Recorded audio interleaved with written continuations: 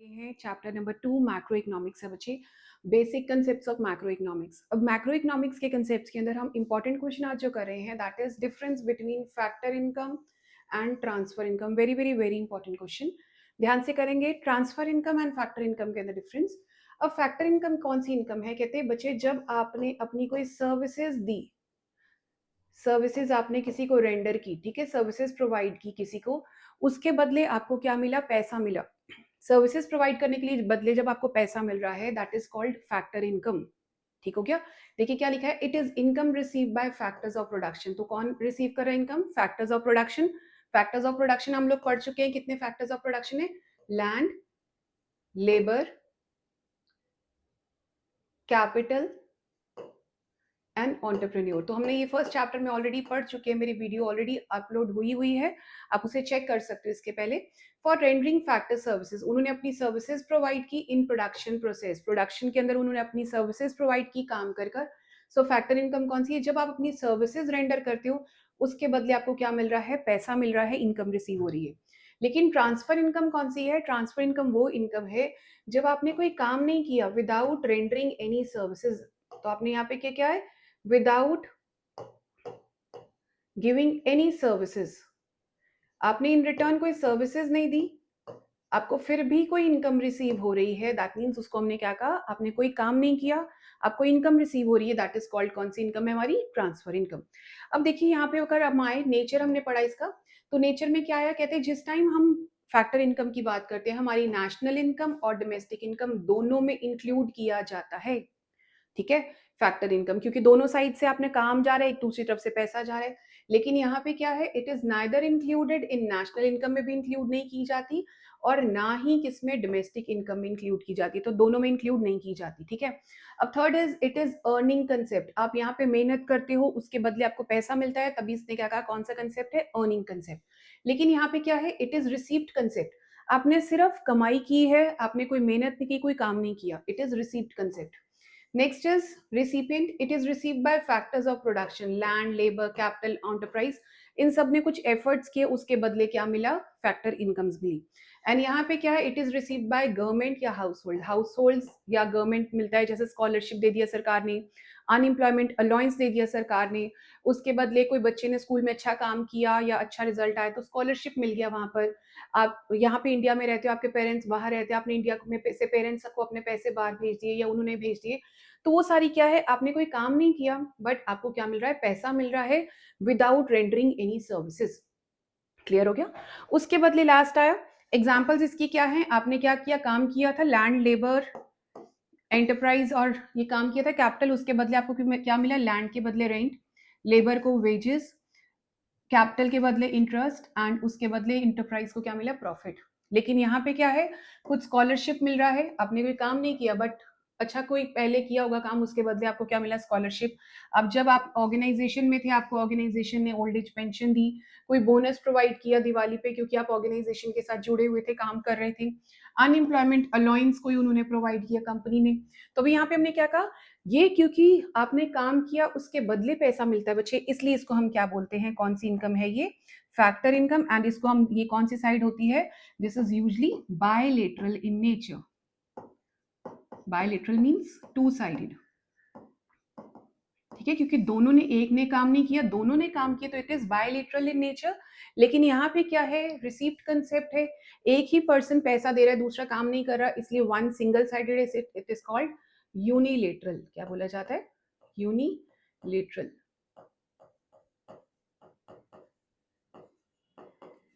Clear हो गया? सो this is bilateral and this is unilateral. अभी हमारा टॉपिक इंपॉर्टेंट है, इसके ऊपर से क्वेश्चंस आ जाते हैं। स्टेटमेंट ट्रांजेक्शन लिखी होगी, आपने आइडेंटिफाई करना है whether it is factor income के अंदर से है या ट्रांसफर इनकम में से। आपने कैसे निशानी, क्या है इसकी ट्रिक, क्या है? आपने देखा अगर सर्विसेज उसके बदले कोई दे रहा है तो ये फैक्टर इनकम बन जाती है, लेकिन अगर कोई सर्विसेज रेंडर नहीं की, फ्री में आपको इनकम मिल रही है बिना काम किए, डोनेशंस हो गया, चैरिटी हो गया, ठीक है, स्कॉलरशिप्स हो गए, रेमिटेंसेज हो गया, आपके रिश्तेदारों ने किसी ने भेज दिया, तो that is called transfer income. Clear? सो इसके बाद बच्चे हमारा नेक्स्ट टॉपिक आया, that is difference between final goods and intermediate goods. Final goods and intermediate goods के बीच में डिफरेंस आया, this is again important topic, ठीक है। अब हमने क्या कहा, फाइनल गुड्स एंड इंटरमीडिएट के अंदर फर्स्ट आया मीनिंग। आप ध्यान रखो जब भी कोई डिफरेंस आता है, make sure you do right basis of difference, क्या है, क्या चीज है जो उनको डिफरेंशिएट कर रही है। सो फर्स्ट हमने कहा कि फाइनल गुड्स कौन सा है बच्चे, कहते हैं जब भी फाइनल गुड्स की बात की जाए, हमने कहा फाइनल गुड्स वो गुड्स हैं which are either used for consumption, number one. So इसके लिए रूल है कौन सा, कि वो गुड्स किस में यूज हो, या तो कंजम्पशन के अंदर बाय हाउस होल्ड्स, ठीक है, या सेकंड उसको कौन यूज कर रहा है, बिजनेस, ये कौन यूज कर रहा है कंजम्पशन के लिए, हाउस होल्ड, ठीक है। एंड सेकंड कौन कर रहा है, सेकंड किस लिए यूज आ रही है, इन्वेस्टमेंट के लिए, और इन्वेस्टमेंट कौन कर रहा है, बिजनेस फर्म्स, ठीक है, फर्म्स यूज कर रही है। तो हमने क्या कहा, फाइनल गुड्स कौन सी गुड्स हैं, वो गुड्स हैं जो आइदर कंजम्पशन के लिए यूज हो रही है, this is very important rule बच्चे डिसाइड करने के लिए। और सेकंड क्या कहा हमने, किस लिए यूज हो रही है, आइदर फॉर कंजम्पशन पर्पस और इन्वेस्टमेंट पर्पस। लेकिन इंटरमीडिएट गुड्स कौन सी गुड्स है, which are used either for resale, तो इसके लिए फर्स्ट रूल इज कि वो गुड्स रीसेल के लिए होनी चाहिए, आगे बेच रहे हो आप किसी को तो आपके लिए क्या है, इंटरमीडिएट गुड्स है।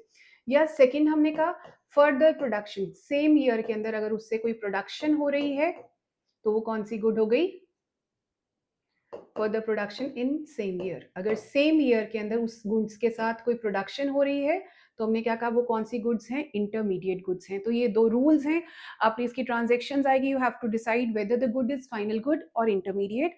आपने ये देखना अगर वो कंजम्पशन हाउस होल्ड अगर घर के अंदर यूज कर रहे हैं, या बिजनेसमैन अपने घर में यूज कर रहा है दैट इज इन्वेस्टमेंट पर्पज के लिए, तो वो कौन सी गुड्स हो गई, फाइनल गुड्स। लेकिन अगर वही गुड्स रीसेल के लिए या फर्दर प्रोडक्शन सेम साल के अंदर, ओनली इन सेम ईयर, ठीक है, वो गुड्स पड़ी हुई हैं फर्दर प्रोडक्शन के लिए, तो वो कौन सी गुड्स हो गई, इंटरमीडिएट गुड्स हो गई। अभी नेक्स्ट आया बच्चे, second is they are included both in, तो अभी ये कौन सी हमारी है, फाइनल गुड्स हैं, और ये हमारी कौन सी है, इंटरमीडिएट।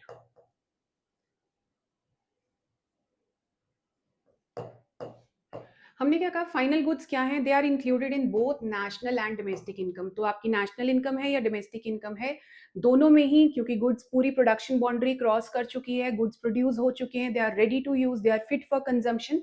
तो हमने कहा चाहे वो नेशनल इनकम है वहां पे भी इंक्लूड होगी, और नेशनल इनकम और डोमेस्टिक इनकम में। बट इंटरमीडिएट्स क्योंकि इन्होंने अभी प्रोडक्शन बाउंड्री क्रॉस नहीं की, सो इसलिए अभी तैयार नहीं है, इसलिए यार neither included in national income में इंक्लूड भी नहीं होगी और ना ही डोमेस्टिक इनकम में इंक्लूड होगी, किसी में भी इंक्लूड नहीं करेंगे।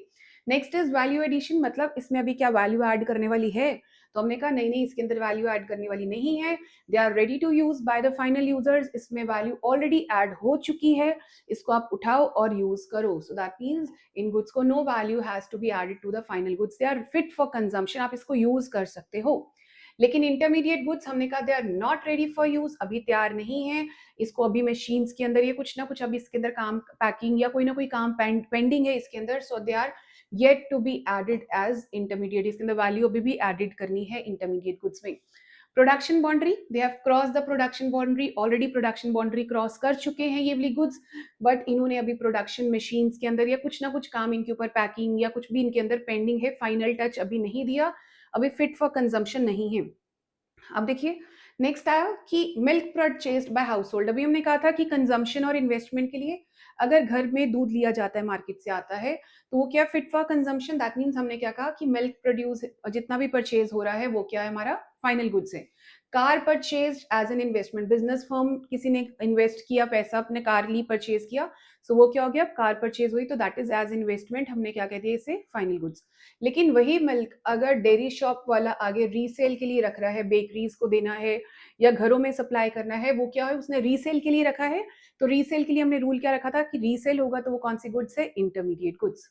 Next is coal used in factory for further production, coal पड़ा हुआ है, कोयला है ना, तो उसको क्या करना है आगे, आपने प्रोडक्शन के लिए यूज किया, फर्दर गुड्स बना रहे हो, तो भी कौन सी गुड्स आ गई आपकी, intermediate goods. So these are very important goods, important है ट्रांजेक्शन जिसको आपने करना है। जैसे इसमें से एग्जांपल्स आ जाती हैं, देखो क्या है, पेपर परचेज बाय पब्लिशर, अब पब्लिशर ने परचेज किया, आगे किस लिए किया, रीसेल या फर्दर प्रोडक्शन बुक्स बनाने के लिए, तो हमने क्या कहा ये इंटरमीडिएट गुड्स है क्योंकि वो फर्दर प्रोडक्शन के काम आएगा। उसके बाद furniture purchased bye school, furniture purchase किया स्कूल ने, तो स्कूल के लिए इन्वेस्टमेंट है, तो उसका कौन सा आ गया ये, फाइनल गुड्स, क्योंकि इन्वेस्टमेंट पर्पज के लिए है। Next is milk purchase by house hold. तो हाउस होल्ड ने किया, हाउस होल्ड किसका पार्ट होती है, हमारी फाइनल गुड्स का पार्ट है। हमने क्या कहा, क्योंकि उसने फाइनल कंजम्पशन के लिए लिया, ठीक है, तो इस तरह की ट्रांजेक्शन आ जाती है। Next is coal use by manufacturing firm. तो कोल अगर मैन्युफैक्चरिंग फर्म्स ले रही हैं, फर्म्स का आगे क्या करेंगी, फर्दर प्रोडक्शन करेंगी कोयले के साथ। तो हमने कहा ये कौन सी है, इंटरमीडिएट प्रोडक्ट है, कोल फर्दर प्रोडक्शन में काम आएगा, ठीक है। Next is computer installed in office. Installed in office किसी भी बिजनेस फर्म्स के लिए, ऑर्गेनाइजेशन के लिए उन्होंने अपने ऑफिस में इंस्टॉल किए, तो क्या है, फाइनल प्रोडक्ट है, क्योंकि वो किस लिए लिया है, इन्वेस्टमेंट है। Next is coal use by household. Household word आ गया तो हमारे को पता क्या है, फाइनल प्रोडक्ट है, कंजम्पशन, कंज्यूमर ने अपनी फाइनल कंजम्पशन के लिए यूज करना है। Next is mobile sets purchase by mobile dealer. Mobile dealer ने आगे क्या करना है, रीसेल करना है, तो उसके लिए क्या है, ये इंटरमीडिएट प्रोडक्ट है। क्लियर हो गया बच्चे, तो इस तरह की ट्रांजेक्शन आएंगी, आपने ध्यान से करना है। Purchase of pulses by consumer. तो कंज्यूमर क्या है, एक हाउस होल्ड है, तो हाउस होल्ड कोई चीज ले रहा है तो वो कौन सी गुड हो गई, फाइनल गुड्स, क्योंकि इसलिए लेना उसने फाइनल कंजम्पशन के लिए, ठीक है। Next is chalks dusters purchase by school. अब चॉक डस्टर्स क्या, छोटी मोटी आइटम्स हैं, कोई इन्वेस्टमेंट नहीं है, चॉक डस्टर लॉन्ग टर्म के लिए इन्वेस्ट नहीं होगा, तो ये क्या है, हमारा इंटरमीडिएट है। आपने इससे फर्दर अपनी सर्विसेज कंप्लीटली आपने जो अपनी देनी है सर्विसेज के लिए लिया जाता है, ठीक है, फर्दर प्रोडक्शन के लिए।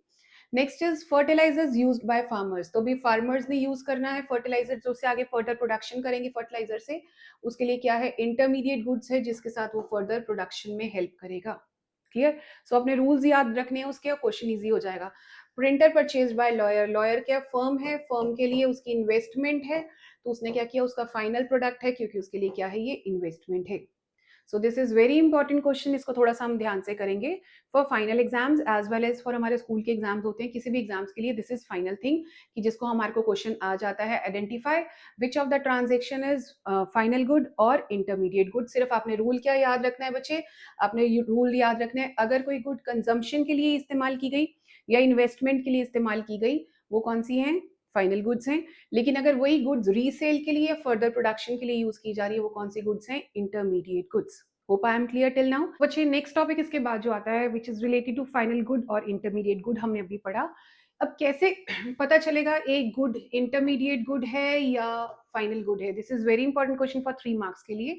तो वे कहते हैं how to classify goods as intermediate good और फाइनल गुड, एंड आंसर आपका क्या है, कहते हैं जब भी आप ये डिसाइड कर रहे हो कि गुड फाइनल है या इंटरमीडिएट है, आपने प्रोडक्ट नहीं देखना कि कौन सा प्रोडक्ट है, आपने क्या देखना है, प्रोडक्ट नहीं देखना उसका, not on the basis of product itself but on the basis of use of the product, कि प्रोडक्ट का यूज कौन कर रहा है, किस लिए यूज किया जा रहा है। फॉर एग्जाम्पल अगर मिल्क है, मिल्क हाउस होल्ड यूज कर रहा है, तो वो कौन सा गुड हो गया, हमारा फाइनल गुड हो गया।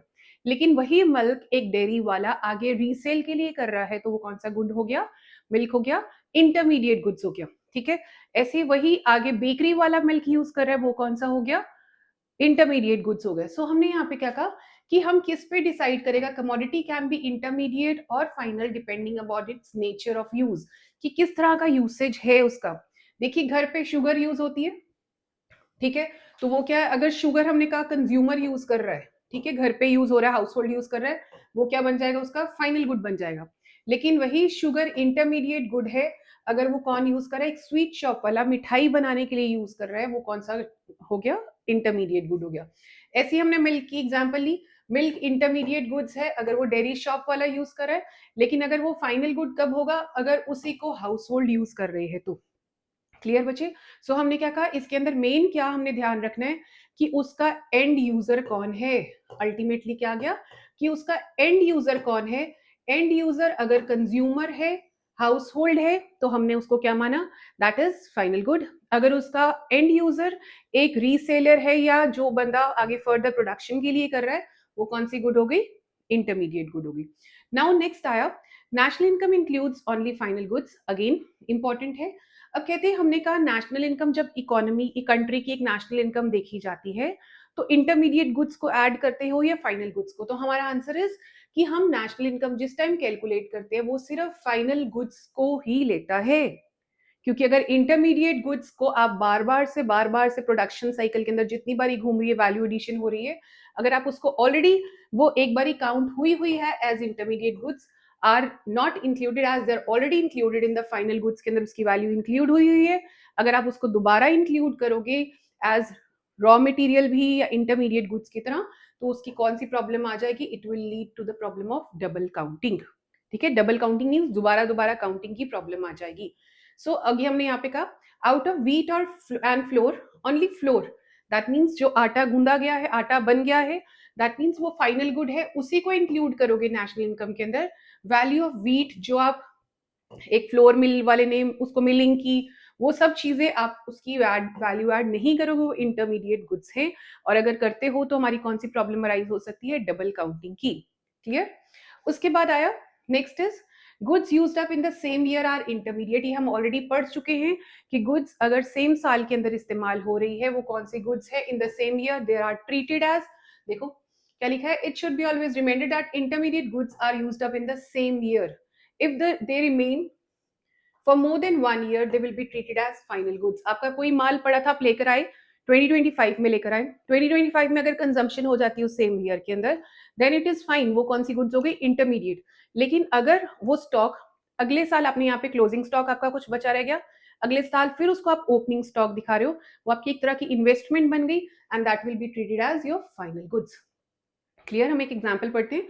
Suppose X limited purchase 10 ton of coal लिया उसने 2018 में ग्लासेस बनाने के लिए, ठीक है। ओनली 7 टन कोल यूज हुआ 2018 के अंदर। 7 टन क्या हो जाएगा? इंटरमीडिएट, क्योंकि वो आगे क्या उससे फर्दर प्रोडक्शन करने वाला है। एंड रिमेनिंग जो 3 टन बच गया, वो क्या है? फाइनल गुड्स होंगे, and that 3 ton will be included in national income. हमारा सिर्फ 3 टन ही माना जाएगा। क्लियर हो गया यहाँ तक? सो दिस वाज इंपॉर्टेंट, कुछ शॉर्ट क्वेश्चन है which are important for your MCQs के लिए हो गया, असर्शन रीजनिंग के लिए हो गया, ट्रू फॉल्स के लिए आ गया। So these questions are important for that. बच्चे इसके बाद हमारा जो नेक्स्ट टॉपिक आया that is consumption good and capital goods. अब कहते हैं जितनी भी हमारी फाइनल गुड्स हैं, फाइनल गुड्स आगे 2 पार्ट्स में डिवाइड होती हैं। कौन से पार्ट्स में? एक आ गया कंजम्पशन गुड्स, ठीक है, and second is capital goods. इन दोनों का डिफरेंस इंपॉर्टेंट है, कुछ 1 मार्क्स के क्वेश्चंस बन जाते हैं, हम रिवीजन कर रहे हैं तो हम ध्यान से देखते हैं कौन से हैं। अब कंजम्पशन गुड्स कौन से हैं? जो गुड्स हमारी कंज्यूमर्स की डायरेक्टली वांट्स को सेटिस्फाई कर रहा है। तो हमने कहा फाइनल गुड्स 2 पार्ट में डिवाइड हुआ, consumption goods and capital goods. के अंदर कंजम्पशन गुड्स नाम से ही है, जो गुड्स हमारी कंजम्पशन के लिए, हमारी वांट्स के लिए, हमारी वांट्स को, जरूरतों को डायरेक्टली सेटिस्फाई कर रहा है, like bread, butter, shirts, pen, television, furniture. जो चीज हमारे को डायरेक्टली सेटिस्फाई करी है हमारे को, उसको कुछ आगे मशीनों में नहीं घुमाना या कोई एज सच मशीन वगैरह नहीं है, हमारी जरूरतों को पूरा कर रहा है, दैट इज कॉल्ड कौन सी गुड्स है बच्चे? Consumption goods. अब कहते हैं कंजम्पशन गुड्स आगे सब डिवाइडेड है कितने पार्ट्स में? हमने कहा 3 कैटेगरीज में डिवाइड है, 4 कैटेगरीज में। Number 1 is durable goods. Durable goods means जिसकी लाइफ बहुत ज्यादा बड़ी है, आपको काफी सालों तक वो गुड्स आपको काम आएंगी, उसकी वैल्यू खत्म नहीं हो जाती, that means which can be used again and again over a considerable, that means बहुत लॉन्गर पीरियड ऑफ टाइम के लिए वो गुड्स इस्तेमाल में आ जाती है। लाइक टेलीविजन, रेफ्रिजरेटर, आप चेंज तो नहीं करते घर पे, कितने कितने साल, 10-10, 15-15, 20-20 साल वो आपकी चीज चल रही है। कार हो गया, ठीक है, कोई आपका एसीज हो गए, तो वो कौन सी गुड्स हैं? ड्यूरेबल, जिनकी लाइफ इज वेरी लॉन्ग, ठीक है।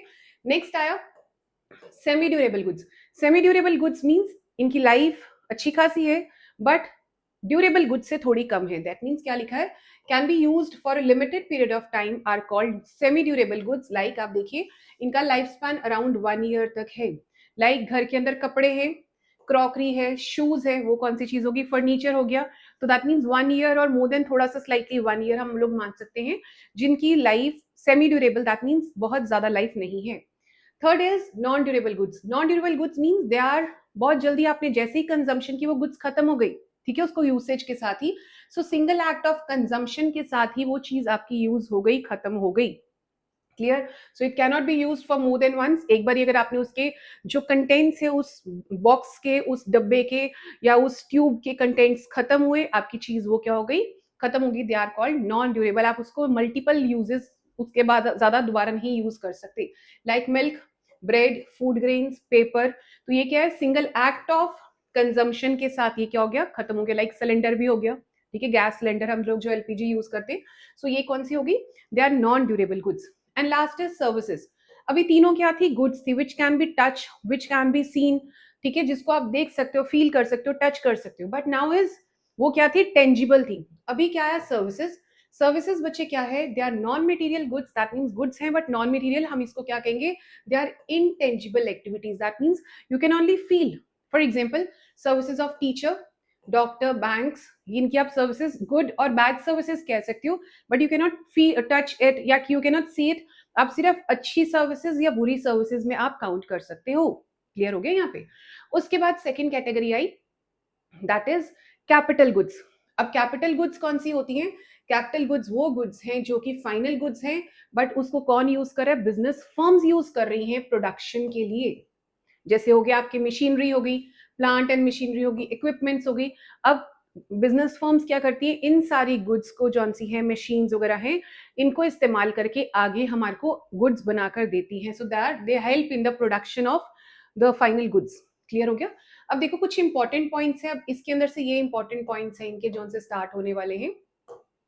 अब कहते हैं कैपिटल गुड्स क्या है, they are used in future for productive purpose, आगे आपका फ्यूचर में प्रोडक्शन के लिए काम आते हैं। एंड एक्सपेक्टेड लाइफ इनकी बहुत साल होती है, काफी सालों की इनकी, क्योंकि मशीन्स है, प्लांट एंड मशीनरी है, आपकी इन्वेस्टमेंट जो बिजनेस फर्म्स की है, तो इसने कहते हैं काफी इनकी लाइफ लॉन्ग है।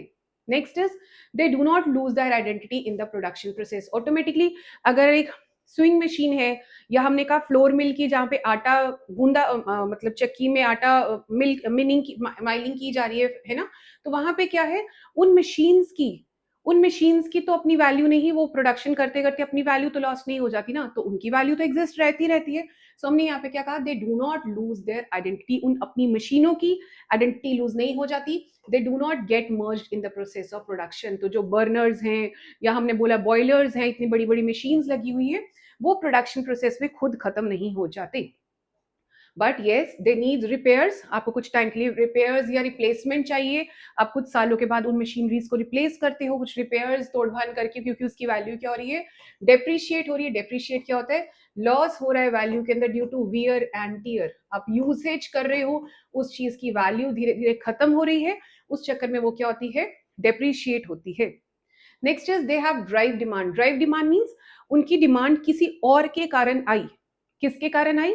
उनकी डिमांड, अब फाइनल गुड्स कंज्यूमर मांगता है, उस गुड्स को बनाना था, तभी करके हमारे को इन मशीन्स की जरूरत पड़ी। क्लियर हो गया। तो they have drive demand as their demand is drive from the demand of other goods which they help to produce. तो अभी कहते हैं किसी और गुड्स को बनाने के लिए आपको क्या चाहिए, मशीनरी चाहिए होती है। Next is capital goods are durable use consumer goods. ये हमारे को पता ही है ड्यूरेबल कंज्यूमर गुड्स हैं, क्यों? बिकॉज इनकी लाइफ बहुत ज्यादा है, इनकी लाइफ बहुत ज्यादा है।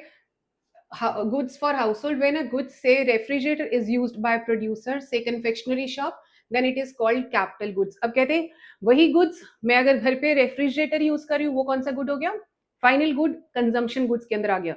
लेकिन वही एक जो शॉपकीपर है, अपनी शॉप पे उसने कन्फेक्शनरी की दुकान पे रखा है, उसके लिए कौन सी गुड होगी, कैपिटल गुड होगी, उसने कोई इन्वेस्टमेंट की हुई है उस गुड्स के अंदर।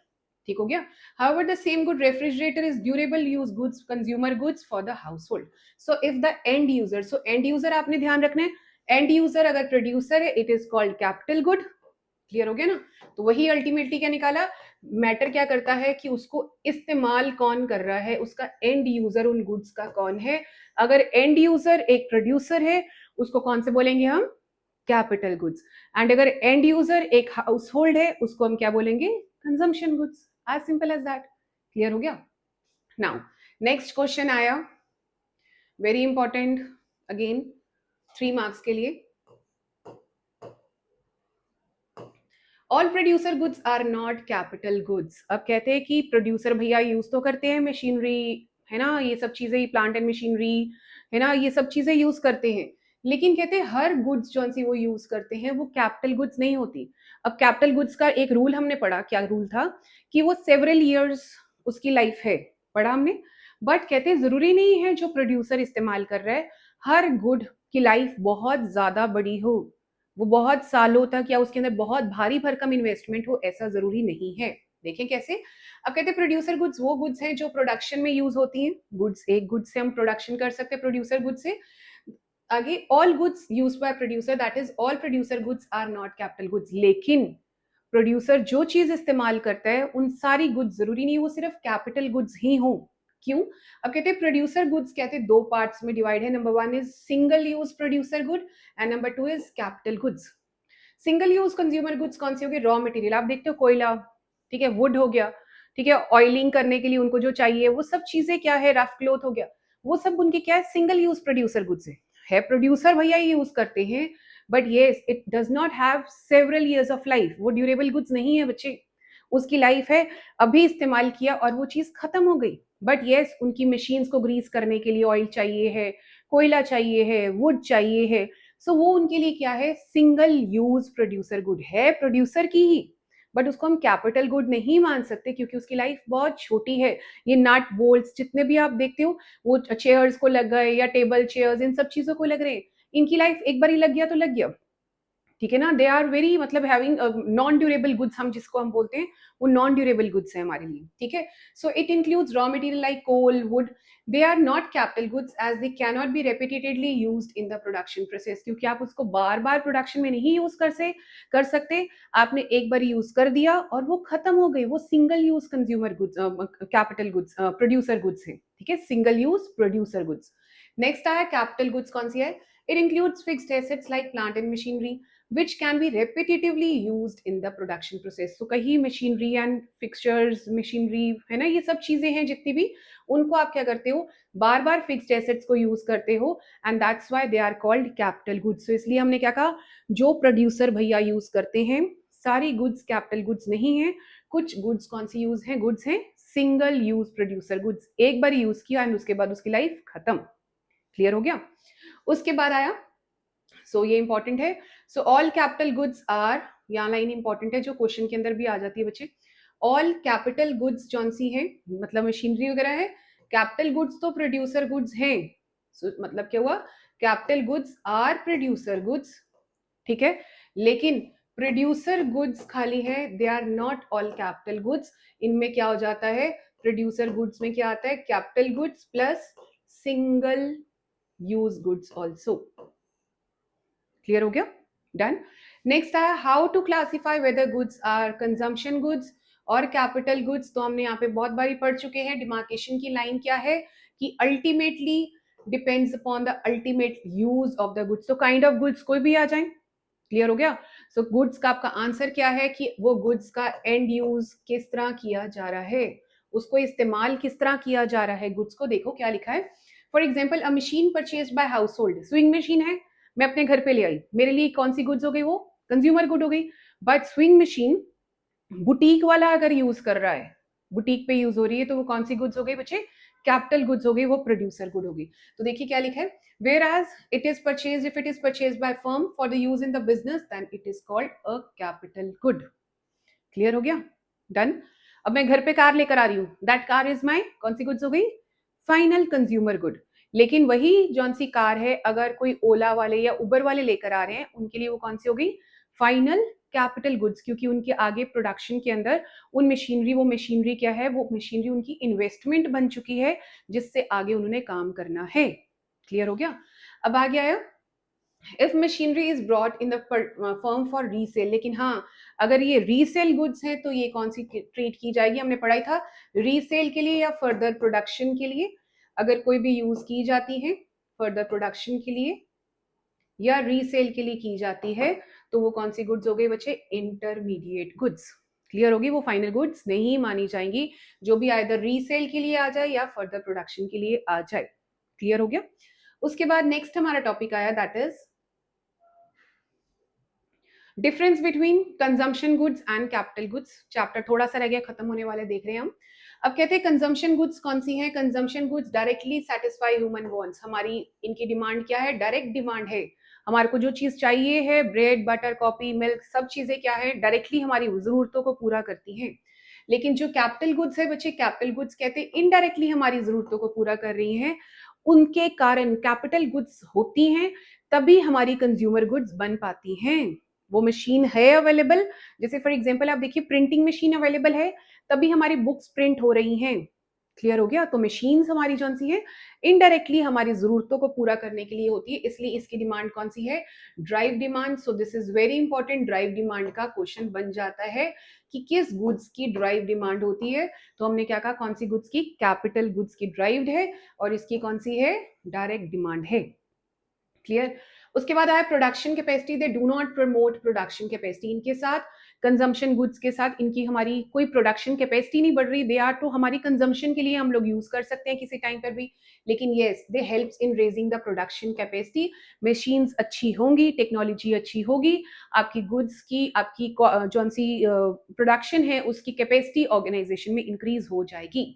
Next is expected life. इनकी कहते हैं most of the consumer goods have limited expected life. Durable goods को छोड़कर बाकी जितनी भी कंजम्पशन आइटम्स होती है उनकी लाइफ बहुत थोड़ी होती है। आप देख लीजिए, चाहे सर्विसेज हो गया, एक टाइम ही यूज हो गया, सलून है, डॉक्टर है, टीचर है, एक बार ही सर्विसेज यूज की, उसके बाद नॉन ड्यूरेबल गुड्स जितनी भी हमारी सेमी ड्यूरेबल गुड्स है, तो उनकी लाइफ ड्यूरेबल गुड्स को छोड़कर बाकी सब गुड्स की लाइफ क्या होती है? लिमिटेड ही होती है। क्लियर हो गया? यहाँ पे इसने क्या कहा? Generally have life of more than 1 year. तो ऑटोमेटिकली मशीन अब लेकर आयो भाई, करोड़ों की मशीन लेकर आयो, एक साल के अंदर थोड़ी ना खत्म हो जाएगी, उसको रिपेयर रिप्लेसमेंट उसकी थोड़ी सी मेंटेनेंस वगैरह कर कर वो कुछ साल तो अपनी लाइफ अच्छी बिताएगी, तभी आप इतने करोड़ों का इन्वेस्टमेंट कर रहे हो। क्लियर हो गया? सो नेक्स्ट आया, ये कुछ एग्जाम्पल्स हैं, हम ऑलरेडी कर चुके हैं। कार की एग्जाम्पल, क्लोथ की एग्जाम्पल, शुगर की एग्जाम्पल, सर्विसेज, डॉक्टर्स की एग्जाम्पल्स, ये हम कर चुके हैं। आगे नेक्स्ट आया ग्रॉस इन्वेस्टमेंट और नेट इन्वेस्टमेंट एंड डेप्रिसिएशन। अब देखिए, इन्वेस्टमेंट को हम लोग बहुत बारी आप न्यूमेरिकल्स भी बच्चे करते हुए इस चैप्टर के, हम आगे भी करेंगे अगली वीडियोस में। इन्वेस्टमेंट का मतलब क्या है? एक और वर्ड आ सकता है कैपिटल फॉर्मेशन। तो इन्वेस्टमेंट क्या है? किसी भी बिजनेस के अंदर आपने अपने स्टॉक के अंदर कैपिटल की, जो आपकी मशीन्स हैं, आपके पास प्लांट एंड मशीनरी पड़ा है, फर्नीचर एंड फिक्सचर्स पड़े हैं, उसके अंदर अगर आप थोड़ा सा और पैसा लगाते हो, आप अपने बिजनेस के अंदर कोई प्रॉपर्टी के अंदर पैसा लगा रहे हो, लैंड एंड बिल्डिंग में पैसा लगा रहे हो, that will become your investment. और इन्वेस्टमेंट का another name is capital formation. Clear हो गया यहाँ तक? अब इन्वेस्टमेंट की एग्जांपल्स क्या आई? आपने कोई कंस्ट्रक्शन ऑफ बिल्डिंग की, कोई मशीनरी परचेज की, स्टॉक ऑफ गुड्स आपने ऐड किया, तो वो आपकी क्या है? एक पूंजी, आपकी एक इन्वेस्टमेंट है, आपकी कैपिटल फॉर्मेशन हो रही है। अब कहते हैं इन्वेस्टमेंट दो टाइप्स की है बच्चे, gross investment and net investment. अभी आप देखो, हमने न्यूमेरिकल्स के लिए भी किया, जब आप किसी चीज की ग्रॉस पे होते हो, ठीक है, और आपने उसके नेट पर वैल्यू डिटर्मिन करनी है। फॉर एग्जाम्पल इफ आई से मैंने 1 लाख का मोबाइल लिया, ठीक है, उस मोबाइल को मैंने महीना यूज किया, 2 महीने यूज किए, उसकी वैल्यू रहेगी 70,000 रह गई। तो अभी बाकी 30,000 कहाँ गया? 30,000 उसकी वैल्यू कहाँ खत्म हो गई? तो हमने क्या कहा, उसकी वैल्यू किससे खत्म हो गई? हम जब ग्रॉस पे हैं, हमने देखने नेट इतनी आई है, तो हमारे कहा हमने 30,000 कहाँ पे गई? उसकी वैल्यू क्या हो गई? डेप्रीशिएट। ठीक है, तो हमने क्या कहा, ग्रॉस से जब नेट पे आते हैं हमारी वैल्यू क्या होती है? डेप्रिसिएशन। एंड जब हम नेट से ग्रॉस पे जाते हैं हम क्या करते हैं बच्चे? Plus depreciation. क्या करते हैं? Plus depreciation. क्लियर? अब यहीं से हम आया, हमने क्या ऐसे ही इन्वेस्टमेंट के अंदर क्या है? Investment is addition to the stock of capital before making allowance for depreciation. So depreciation से पहले ही आप जब अपनी इन्वेस्टमेंट का अलाउंस स्टॉक देख रहे हो, उसको आपने क्या कहा? कौन सा है? Gross investment. अब कैपिटल स्टॉक क्या है? फिक्स्ड एसेट या आपका कोई भी स्टॉक, अनसोल्ड स्टॉक पड़ा हुआ है, दैट इज ऑल्सो योर आपकी कैपिटल स्टॉक का पार्ट बन जाएगा। So capital gross investment is expenditure of fixed asset and unsold stock during एक साल के अंदर आपने जितना भी आपने अपना पैसा लगाया अपने एसेट को परचेज करने के अंदर, चाहे वो आपका फिक्स्ड एसेट है या कोई अनसोल्ड स्टॉक पड़ा हुआ है, उसको हमने क्या कहा? यहाँ पे क्या आया? वो क्या हो गया? आपका ग्रॉस इन्वेस्टमेंट। क्लियर हो गया? So gross investment does not indicate the actual change in the economy stock of productive assets for a given year. तो अब कितना चेंज आ रहा है, इंक्रीज हो रहा है, डिक्रीज हो रहा है, उसका नहीं बताता। During production process some amount of fixed asset capital is used up. तो कहते हैं जब आप काम कर रहे हो अपना प्रोडक्शन के अंदर, कुछ अमाउंट आपका फिक्स्ड एसेट का यूज हो जाता है। 1 लाख का मोबाइल लिया था, कुछ वैल्यू आपकी घटी over a period of time, and उस लॉस को आप फिक्स्ड एसेट को क्या कहा जाता है? डेप्रिसिएशन। ठीक है, by subtracting depreciation from gross investment. आपने यहाँ पे क्या कहा? कहते हैं जिस टाइम आप ग्रॉस के अंदर से डेप्रिसिएशन आप माइनस करते हो, देखिए ग्रॉस में से हमने माइनस डेप्रिसिएशन किया, what will you get? You get your net investment. Clear हो गया? अब इसके बाद आया नेट इन्वेस्टमेंट हमने क्या कहा, actual addition made to the capital stock की, कैपिटल स्टॉक के अंदर उसमें तो कोई चेंज नहीं पता चल रहा, लेकिन नेट में क्या है, कुछ आपको पता चल रहा है कि नेट में क्या है, कुछ आपके एसेट के अंदर क्या आया, कुछ एडिशन हुआ है in a given period of time, that is called आपका क्या कहा गया, हमने कहा था नेट इन्वेस्टमेंट है। तो नेट पे कैसे पहुंचेंगे हम, ग्रॉस के अंदर आपने क्या किया, माइनस डेप्रिसिएशन किया, तो we reach that net depreciation. Clear हो गया।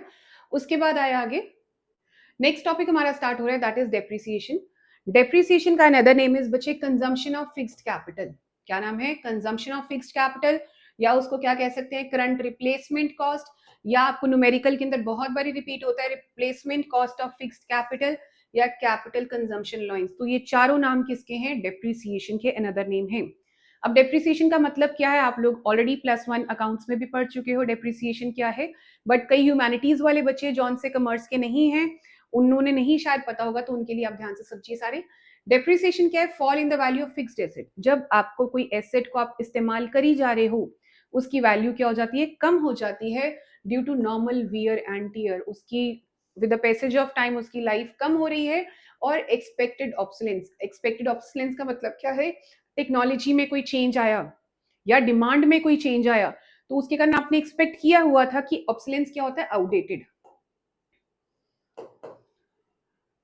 तो आपकी चीज की वैल्यू के अंदर वैल्यू कम हो गई, क्यों, बिकॉज आपको पता था कि वो आउटडेट हो जाएगी because of change in technology, या हो सकता है लोगों की डिमांड चेंज हो जाए उस प्रोडक्ट को, दैट इज कॉल्ड उसकी वैल्यू कम हो जाना। तो इसके लिए 3 पॉइंट्स है, देखो क्या है, number 1 is normal wear and tear हो गया, number 2 is expected obsolescence. Expected obsolescence में आए एक टेक्नोलॉजी, और हम आगे भी पढ़ेंगे कि डिमांड के कारण भी चेंज हो सकता है।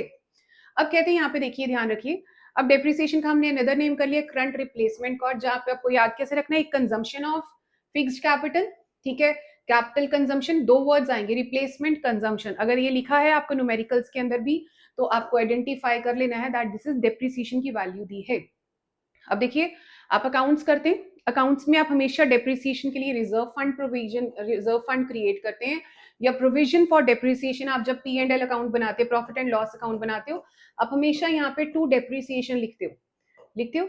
सो वो क्या है, आपने एक रिजर्व फंड या प्रोविजन दी हुई है कि आपका एसेट कुछ साल के अंदर धीरे धीरे धीरे धीरे करके खत्म हो रहा है, नॉन कैश आइटम होती है, आप धीरे धीरे अपना एक्सपेंस हर साल अपनी बुक्स के अंदर दिखाते हो कि भाई ये हमने इसकी प्रोविजन क्रिएट की है, ताकि उससे आप न्यू एसेट कल को फ्यूचर में ले सको। तो देखिए क्या लिखा है, depreciation is also called consumption of fixed capital. It refers to value of fixed capital which is consumed in the process of production. तो जो कि प्रोडक्शन प्रोसेस के अंदर यूज होगा, because of depreciation fixed assets need to be replaced from time to time. तो आप depreciation का पैसा इकट्ठा कर ही जा रहे हो एक जगह पर, एंड आप किस उम्मीद से करते हो कि कल को अगर आपका एसेट चेंज होता है तो आपके वो वाले पैसे वहीं पर हैं।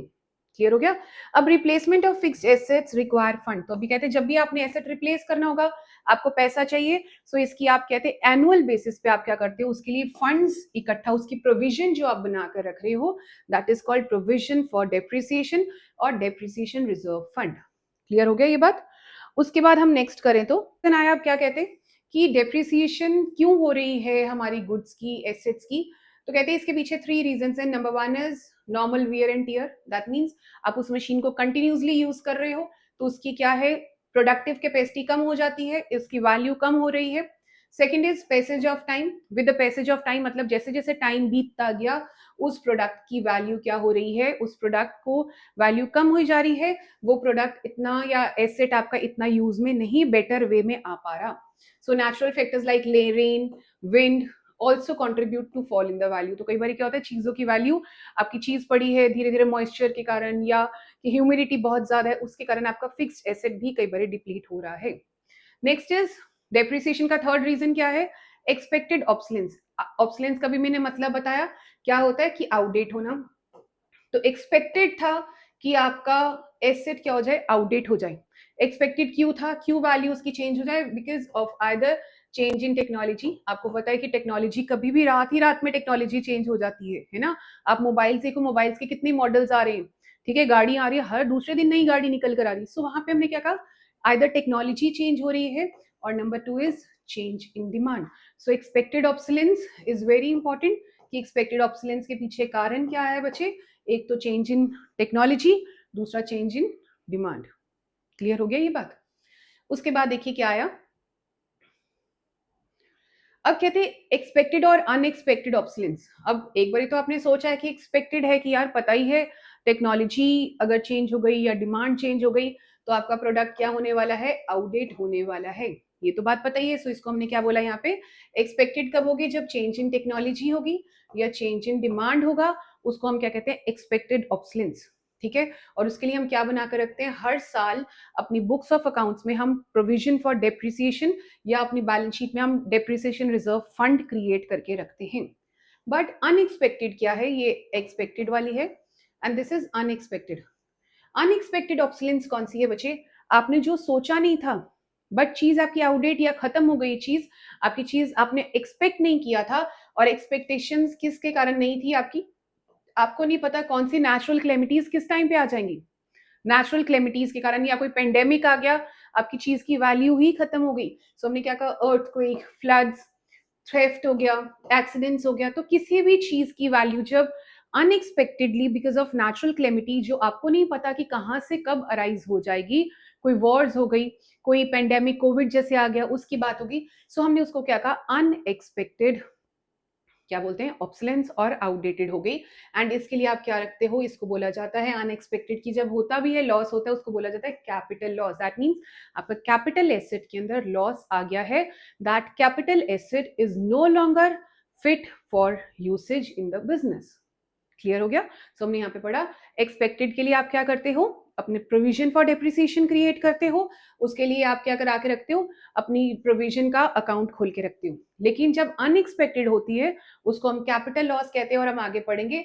इस कैपिटल लॉस के लिए हम आगे क्या करवा के रखते हैं अपनी गुड्स की? Insurance. Theft insurance, fire insurance, marine insurance, हम बहुत लेटरम शेटरम टाइप की इंश्योरेंसेस करवा के रखते हैं सो दैट हमारी जो सी गुड्स हैं वो अनएक्सपेक्टेडली उसकी वैल्यू फॉल हो रही है तो हमारे बिजनेस को लॉस ना हो। क्लियर हो गया बच्चे? अब देखिए क्या लिखा है यहाँ पे, डिफरेंस आया दोनों के अंदर। अब क्या डेप्रिसिएशन क्या? It is loss in the value of fixed assets due to normal wear and tear. ठीक है। और पैसेज ऑफ टाइम हमने ये पढ़ा था number 1, passage of time number 2 and expected obsolescence number 3। तो तब क्या हो रहा है? डेप्रिसिएशन। लेकिन जब भी कैपिटल लॉस हो रहा है, कैपिटल लॉस का कारण क्या है? Unforeseen obsolescence, second natural calamities like thefts, accidents हो गए। अब कहते हैं इसके लिए प्रोविजन क्रिएट करते हो for replacement of assets like as it is expected loss आपको पता है एंड आप इसके लिए प्रोविजन रिजर्व फंड क्रिएट करके रखते हो डिप्रिसिएशन का। लेकिन यहाँ पे आप कोई एज सच प्रोविजन नहीं करते क्योंकि आपको अनएक्सपेक्टेड है कि होगा या नहीं होगा।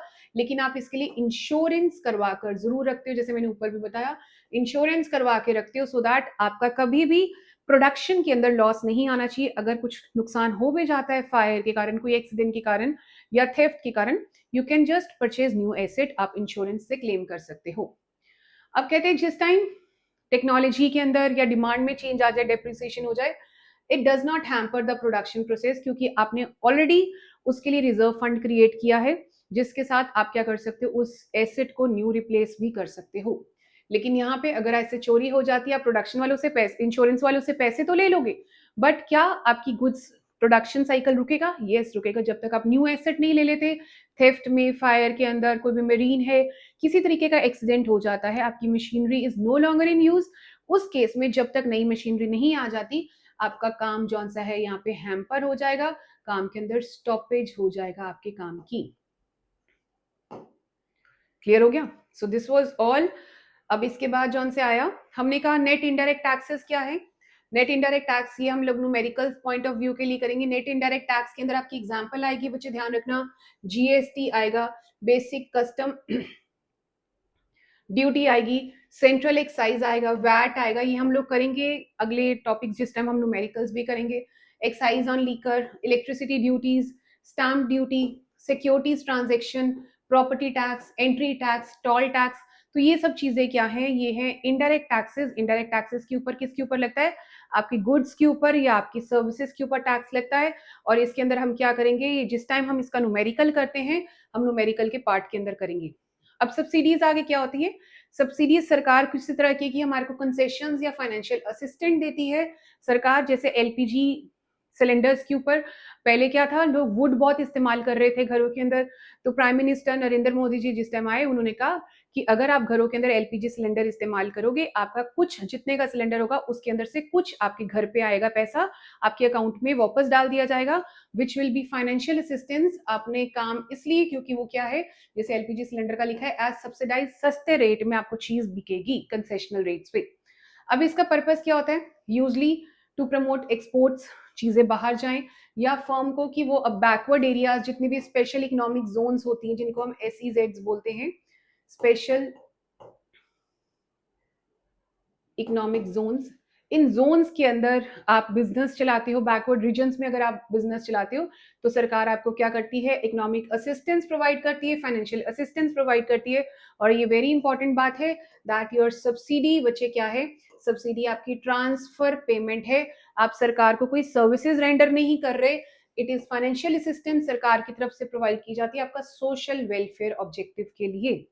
आप इन रिटर्न सरकार को कोई सर्विसेज प्रोवाइड नहीं करते, they do not contribute to any value addition, ठीक है, as it does not contribute to current flow of goods and services. तो ये क्या है, आपने ध्यान रखना है। सब्सिडी क्या है, क्वेश्चन आता है फैक्टर इनकम है या सब ट्रांसफर पेमेंट है, तो हमने क्या, कौन सी पेमेंट है, this is transfer payment, this is not factor payment. Clear हो गया। के बाद ये सारे क्वेश्चंस जितने भी आ रहे हैं, they are important from numerical point of view. हम जिस टाइम न्यूमेरिकल करते हैं, हम उस टाइम देखते हैं कि सारे कंसेप्ट क्या हैं हमारे। सो बच्चे, इसके बाद जो सा नेक्स्ट टॉपिक आया that is net factor income from abroad. इसने नफिया लिखा है, हम लोग इसको क्या कर लेते हैं, नफीफा भी बोल सकते हैं। So where N stand for net, F stand for factor, I from income from abroad, तो हमने इसको क्या कह दिया, नफीफा। अभी ध्यान रखिए नफीफा का फॉर्मूला क्या है, अगर मैं आपको कराऊं तो नफीफा का फॉर्मूला इज फीफा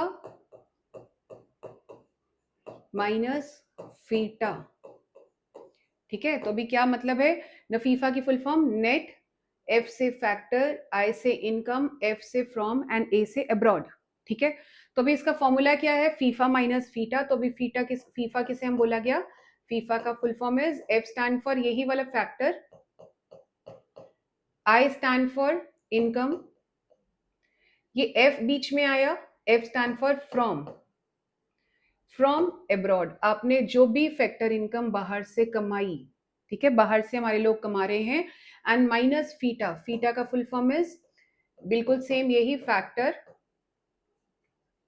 आई से इनकम, अब टी आ गया, टी से क्या आ गया, टू अब्रॉड। तो हमने क्या कहा, फ्रॉम वाली वैल्यू से अगर हम टू वाली वैल्यू माइनस करते हैं, किससे, फैक्टर इनकम फ्रॉम अब्रॉड से, जब हम टू वाली वैल्यू माइनस करते हैं, factor income to abroad minus करते हैं। सपोज करो हमारे को क्वेश्चन में दिया है 300 फैक्टर इनकम फ्रॉम अब्रॉड है, ये है 50 फैक्टर इनकम टू अब्रॉड 50 है, तो हमारा आंसर नफीफा कितना आया हमारा, 250।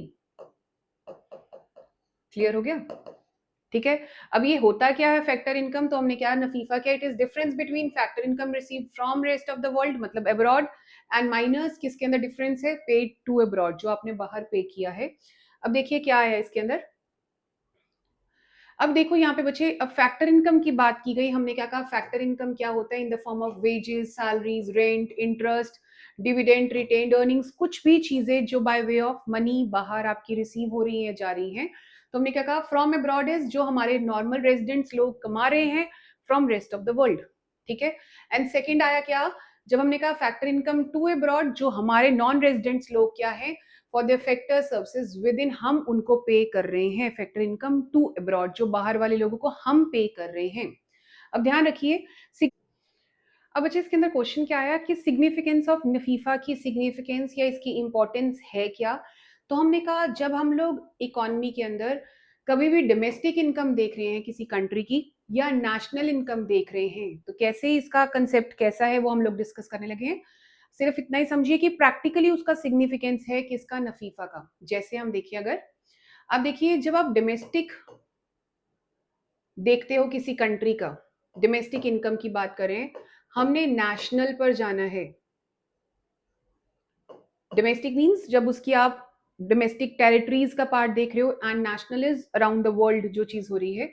अब जब डोमेस्टिक पर हो, आपने नेशनल लेवल पर जाना है, तो आप क्या करते हो, प्लस नफीफा, क्या करते हो, प्लस नफीफा। लेकिन अगर आप नेशनल लेवल पर चीज देख रहे हो, आपने किस पे जाना है, डोमेस्टिक पे जाना है, आप क्या करते हो, माइनस नफीफा। क्लियर हो गया? अब किस तरह से हेल्प आता है, हमने कहा डोमेस्टिक या नेशनल इनकम के अंदर, आप ध्यान से अब समझिए। अब देखिए, जिस टाइम भी डोमेस्टिक इनकम आपने देखना है, कोई भी पर्सन कोई भी इनकम है कमा रहा है, क्या वो डोमेस्टिक इनकम में काउंट होगा या नहीं होगा। तो इसके पीछे बच्चे एक रूल है, जिसको हम क्या कहते हैं, क्या रूल है, आपने उसकी क्या चेक करनी है, लोकेशन। अगर आपको लगता है दैट लोकेशन, उसने वो इनकम कहाँ पे कमाई है, अगर उसकी इंडिया में इनकम कमाई गई है, दैट मीन्स वो किस में काउंट होगी, उसकी डोमेस्टिक टेरिटरी में काउंट हो जाएगी, इंडिया की डोमेस्टिक टेरिटरी में काउंट होगी। लेकिन अगर not earned in India, income not earned in India, तो क्या होगा, वो डोमेस्टिक टेरिटरी का पार्ट नहीं माना जाएगा। क्लियर हो गया?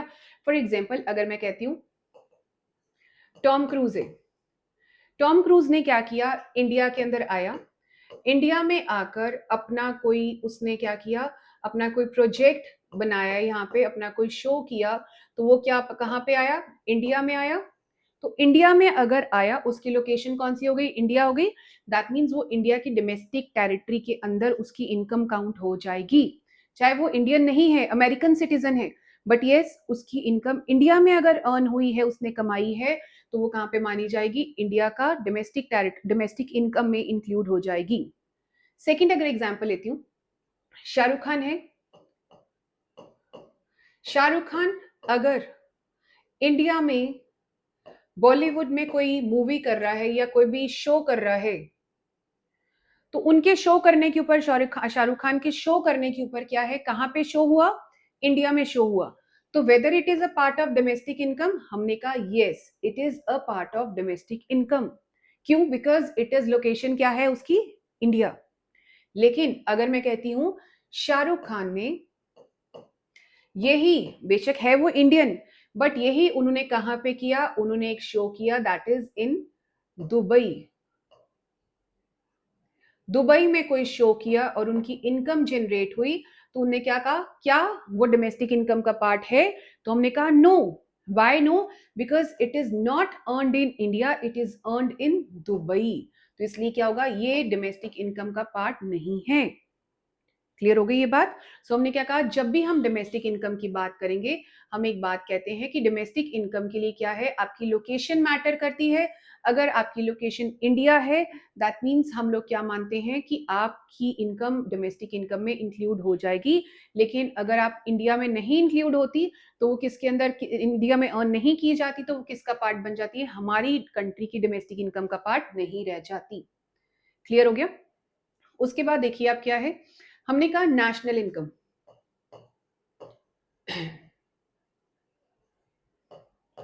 अब नेशनल इनकम की बात की जाए कि पर्टिकुलर नेशनल इनकम क्या वो इंक्लूड होगी या नहीं, ट्रांजेक्शन इंक्लूड होगी, उसके पीछे क्या है आंसर, आपने ध्यान रखना है कि वो बंदा रेजिडेंट कहां का है।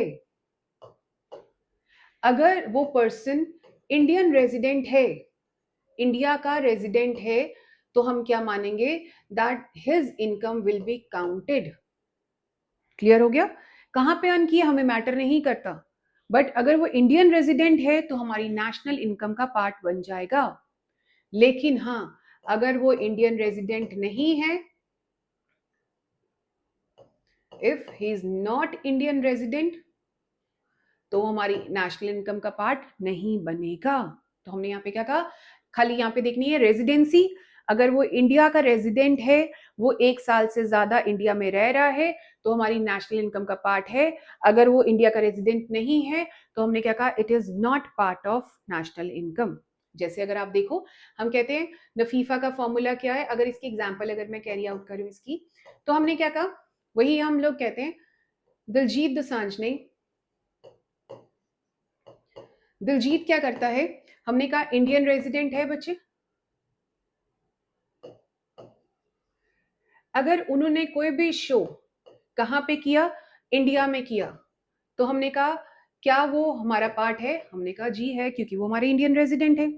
लेकिन हमने कहा कोई भी ऐसा पर्सन है जो इंडियन रेजिडेंट नहीं है, नॉन रेजिडेंट है, दैट मीन्स अगर मैं कहूँ यहाँ पे, अगर मैं टॉम क्रूज की बात ही करूं, लेकिन अगर टॉम क्रूज क्या है, नॉन एनआरआई है, नॉट रेजिडेंशियल इन वो है, बट उसने कहाँ पे किए, एनआरआई है, तो उसको हम लोग क्या करेंगे, इंक्लूड नहीं करेंगे। क्लियर हो गया। नॉन रेजिडेंशियल को हम लोग, जैसे अभी इसका फॉर्मूला क्या है, देखो नफीफा का फॉर्मूला क्या है,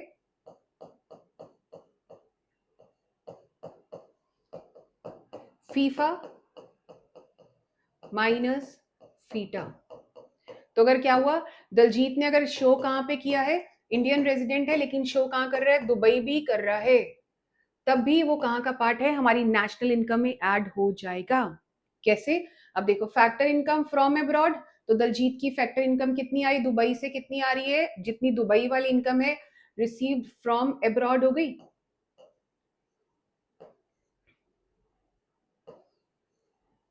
माइनस क्या करते हैं, factor income paid to abroad, तो हम लोग किसको पे कर रहे हैं, टॉम क्रूज को पे कर रहे हैं, तो हमने क्या कहा, नॉन रेजिडेंट्स को हम पे कर रहे हैं, तो वो जो उसको पे किया जा रहा है, दिस वाला पार्ट क्या बन जाएगा, फीटा बन जाएगा, फैक्टर इनकम टू अब्रॉड हम बाहर भेज रहे हैं।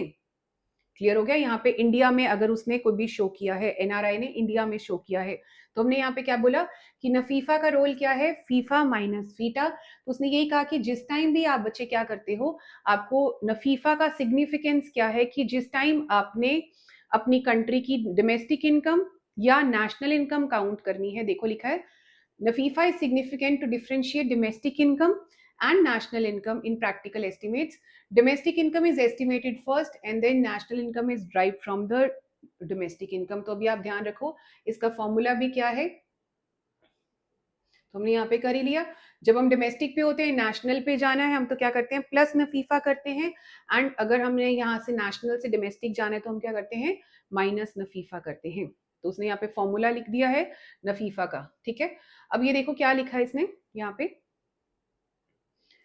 डोमेस्टिक इनकम प्लस नफीफा, नफीफा का क्या फॉर्मूला है, फैक्टर इनकम फ्रॉम अब्रॉड, बाहर से जो हमारी आ रही है, due to contribution of normal residents, Daljit Dosanjh हमारी कंट्री के रेजिडेंट है, to production outside economic territory, economic territory से बाहर उन्होंने कोई अपनी सर्विसेज दी, बट वो इंडिया के नेशनल ज्योग्राफिक नेशनल एरिया में आ जाएगा, minus factor income to abroad, जो किसने, नॉन रेजिडेंट्स की कंट्रीब्यूशन है to production inside economic territory, हमारी इकोनॉमिक टेरिटरी में किसी बाहर वाले बंदे ने काम किया तो हम उसको पैसे देंगे, तो हम यहां से क्या कर देंगे बच्चे, माइनस। क्लियर हो गया।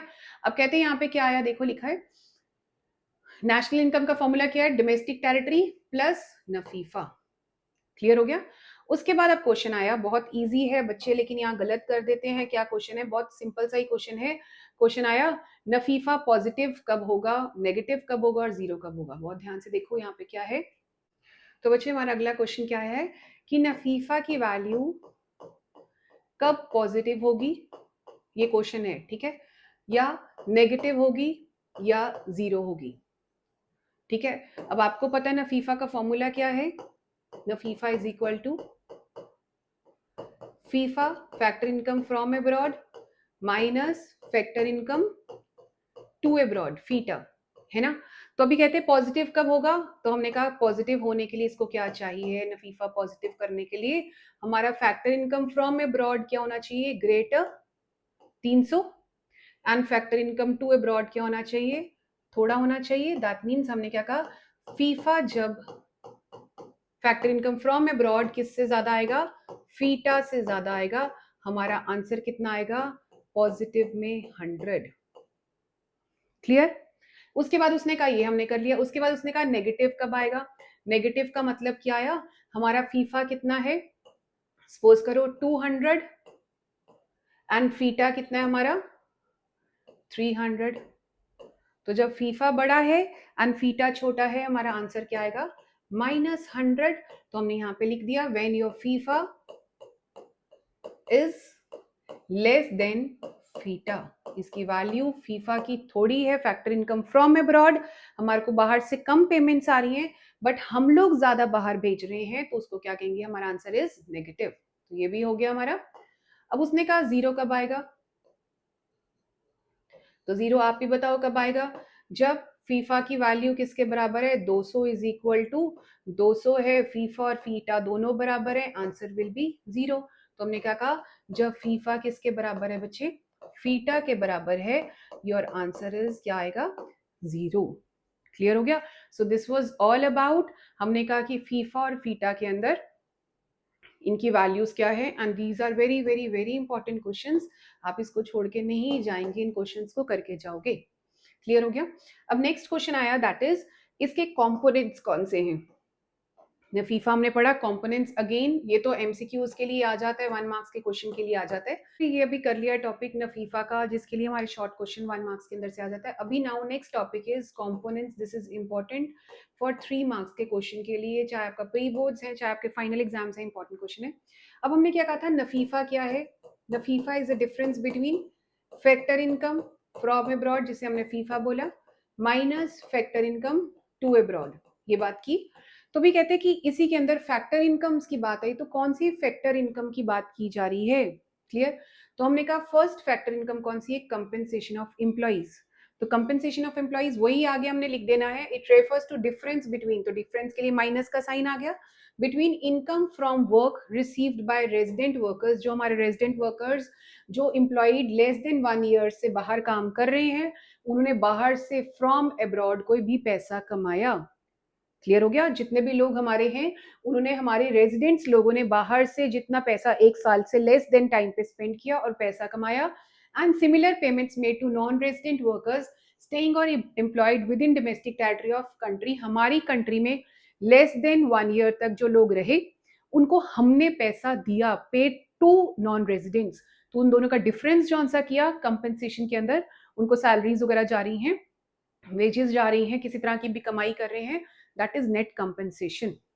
सेकंड आया net income from property and entrepreneurship. अब कहते हैं फिर ये डिफरेंस है किस चीज का, कि आपने कोई भी इनकम रिसीव की है, कहां से, प्रॉपर्टी और एंटरप्रेन्योरशिप से, in the form of rent, interest, dividend. किसने इनका अर्न की, रेजिडेंट्स ने अर्न की, फ्रॉम अब्रॉड, बाहर से अर्न की, है ना। And similar payments made to non residents, जो इंडिया में रह रहे हैं, लेस देन 1 साल के लिए रह रहे हैं, और उन्होंने इंडिया में आकर वो income by way of rent, interest, profit, dividend कुछ भी कमाया। थर्ड आया net retained earnings. Retain earning का मतलब क्या होता है, बिजनेस कई बार क्या करता है बच्चे, अपना पैसा बिजनेस में री इन्वेस्ट कर लेता है, दोबारा रख लेता है, बाहर नहीं निकालता, ठीक है ना, ताकि आगे उसको लगता है कि ग्रोथ की अपॉर्चुनिटीज हैं, तो वो पैसा बिजनेस में रखा जाता है। अब नेट रिटेन्ड अर्निंग्स क्या, it refers to difference between, minus का साइन था हमने बोला था, earnings of residents located abroad, जो हमारे Indian residents less than 1 year बाहर रह रहे हैं, उन्होंने कुछ भी अगर रिटेन अर्निंग्स की, minus retained earnings of non resident companies located within India, हमारी डोमेस्टिक टेरिटरी के अंदर अगर रह रही हैं, एंड रेजिडेंट्स लोकेटेड अब्रॉड, जो उनको बाहर से पैसा आया, एंड जो नॉन रेजिडेंट्स हमारी कंट्री के अंदर रह रहे हैं, हम जो उनको पे कर रहे हैं, रिसीव्ड फ्रॉम अब्रॉड। तो हमने यहाँ पे क्या करा, एक बेसिक डिफरेंस क्या है, हेडिंग लिखकर, रिसीव्ड फ्रॉम अब्रॉड, डिफरेंस किसका है, एंड पेड, रिसीव्ड कौन कर रहा है, बाय रेजिडेंट्स, हमारी कंट्री के रेजिडेंट्स, ठीक है, माइनस पेड टू अब्रॉड, और कहां पे अब्रॉड किसको पे किया जा रहा है, to NRIs, non residential Indians को। क्लियर हो गया। उसके बाद अब रिटेन्ड अर्निंग्स कहते हैं, रिटर्न अर्निंग्स वो पार्ट ऑफ प्रॉफिट है जिसको आप रिजर्व रख रहे हो आफ्टर पेइंग टैक्सेस, आपने सरकार को टैक्सेस दे दिए, अपने शेयर होल्डर्स को डिविडेंड वगैरह पे करने के बाद आपको लगता है कि आपके बिजनेस के लिए ग्रोथ अपॉर्चुनिटीज फ्यूचर में ज्यादा है, उसलिए आप क्या करते हो, कुछ पैसा बिजनेस में रिटेन करके रख लेते हो, एंड दैट पैसा is called your retained earnings. So this was all about the chapter. हम पिछली वीडियो में ऑलरेडी देख चुके हैं, इस चैप्टर में हमने क्या क्या किया। हमने सबसे पहले पढ़ा था यहाँ पे डोमेस्टिक टेरिटरी कौन सी होती है, जहां पे हमने मैप के थ्रू काम किया। उसके बाद हमने कहा कि नॉर्मल रेजिडेंट्स कौन से होते हैं, उसके बारे में पढ़ा। थर्ड हमने पढ़ा सिटीजनशिप और रेजिडेंशियल के बारे में, जहां पे हमने एग्जाम्पल प्रियंका चोपड़ा और आलिया भट्ट की एग्जाम्पल ली। उसके बाद फोर्थ टॉपिक हमने पढ़ा डोमेस्टिक इनकम कौन सी है और नेशनल इनकम कौन सी है। ये 4-5 टॉपिक्स करने के बाद सेकेंड वीडियो के अंदर आपने यहाँ पे कुछ बेसिक डिफरेंसेस किए, final goods, intermediate goods, consumption goods, capital goods के अंदर, डेप्रिसिएशन और कैपिटल लॉस के अंदर किया आपने डिफरेंस। तो ये कुछ differences, gross investment, net investment के अंदर आपने डिफरेंस किया। प्रोड्यूसर गुड्स, कैपिटल गुड्स होती हैं या नहीं होती, इसके बारे में हमने पढ़ा।